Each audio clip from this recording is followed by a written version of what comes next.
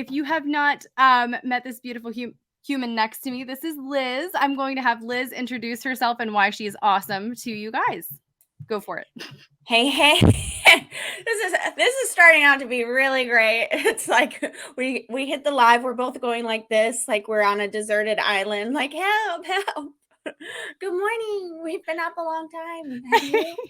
Anyway, what up? I'm Liz Wilcox. If you haven't watched our previous episode and little tidbits, people basically call me the Fresh Prince of Email because I do email different. So my big claim to fame is I used to be an RV travel blogger. And when I decided to finally, do the thing they tell you to do and launch a digital course, I had 141 people on my wait list and I made 141 sales. So word got around on the internet streets, and I ended up selling that blog to go all in to teach people how the heck I did that. So I think that's what we're going to talk about today. It is. So we have a lot of questions because what I think may have been just glossed over a little bit is that Liz is an expert in all things email and copywriting and like sales pages. And I'm just going to hype you up as much as need be because I think you're awesome. Okay. I thought when Caroline said, oh, she's an expert in blah, blah, I thought she was going to say like 90s pop culture, and then I'd be able to like show off all my like nerdy stuff. And the 90s pop culture and all things in sync. Yeah. So before we get going, so I know there's a lot of email marketers. If you're like, oh, should I listen to Liz? I just like, let this be my like ultimate sales pitch for myself. Like no other email marketer is going to have an in sync snow globe. Okay.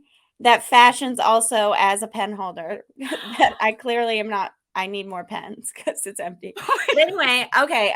I'm going to focus today. Okay, so this next question, I think that this one will be another fun one.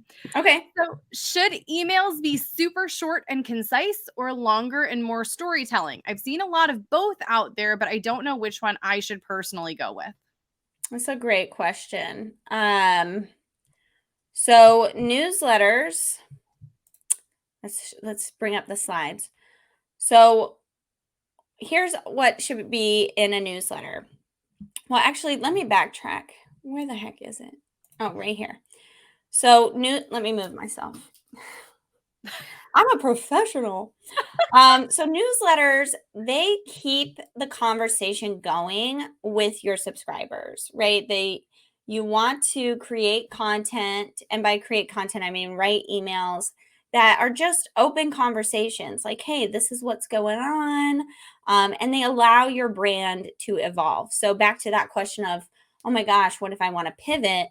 Like keeping a consistent newsletter is going to help you keep your conversation going about what's going on in your business and allow for it to evolve. You want to stay top of mind in that way.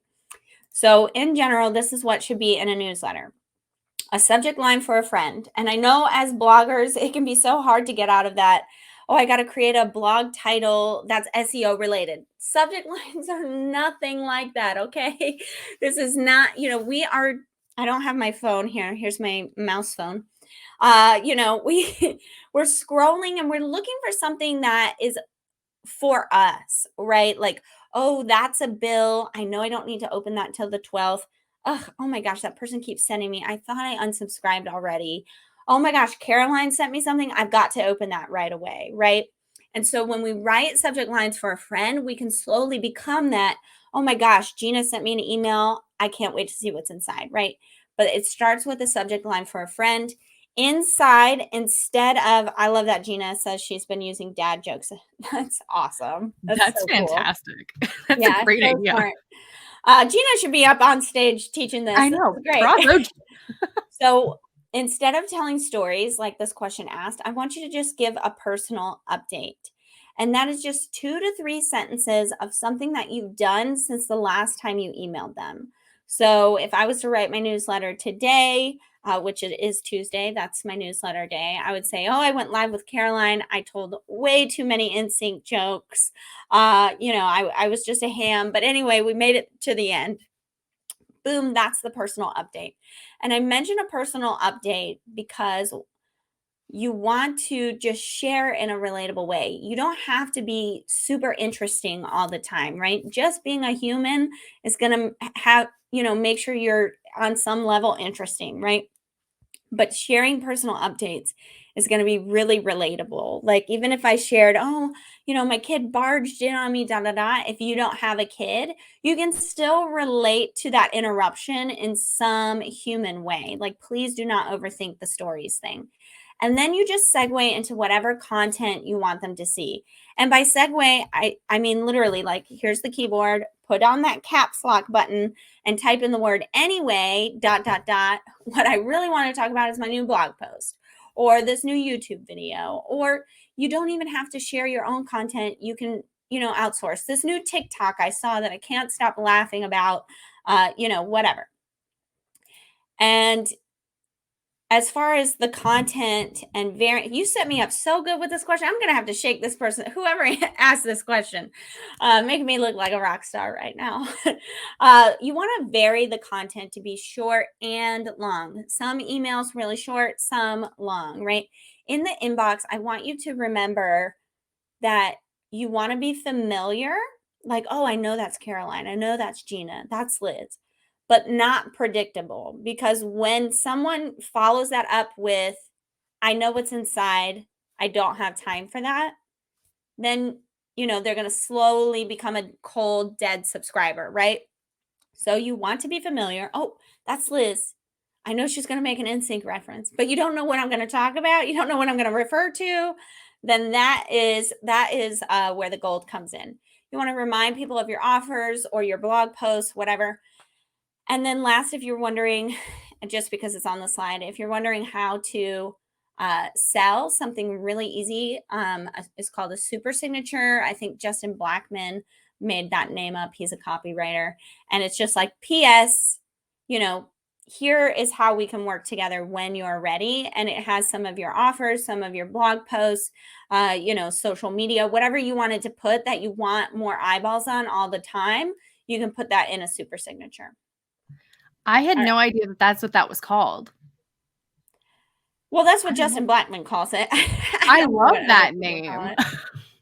I've heard it called some other things, but that's the one that stuck with me.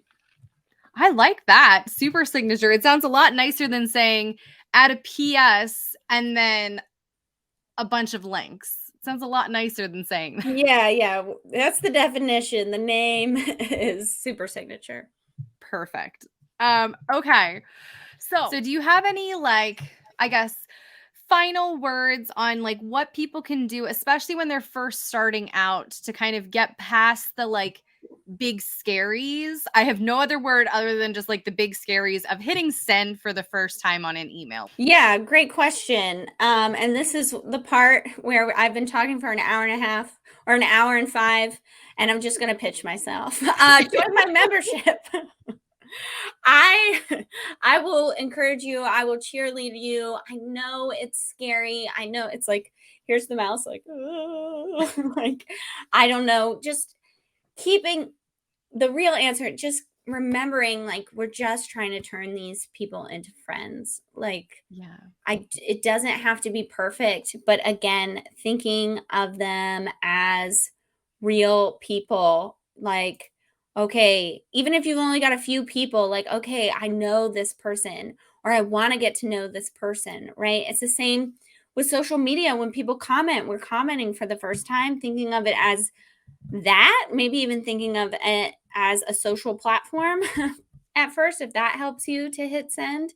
Nothing is finite. Sending newsletters, again, it allows the brand to evolve. So if you mess up this week, you've got another chance next week. Yeah. And join my membership. I'll write it for you. It'll take away all the stress. I was going to say 90% of the stress. You still have to hit send. But again, you can email me. I'll rah the crap out of you. Liz, thank you so much for being here. Where can people find you and find more about you? Yeah, so if you're just getting started with email, of course, you can go to lizwilcox.com and hit the hot pink button and get my freebie. You can get a welcome sequence already written for you and some newsletter samples. But the best way right now is the flash sale, of course. I know Caroline has her affiliate link. That sale ends tonight. And that really is the best way. I retired my services because of this offer. I don't like, you cannot hire me to write for you. So I really am like inside the membership all day, every day. All I do is promote it or be in it. And so that's really the best way to get my eyeballs on stuff, to get my feedback, and to start writing your emails and get rid of those scaries. I love that. Liz, thank you so much for being here today. And everybody go follow Liz. Go get into the email marketing membership if you haven't. It's the best $9 a month that you will ever spend on anything. I tend to agree. Thank you so much, Caroline. And thanks everybody for watching. I can't wait to see what you do with email. Bye, guys.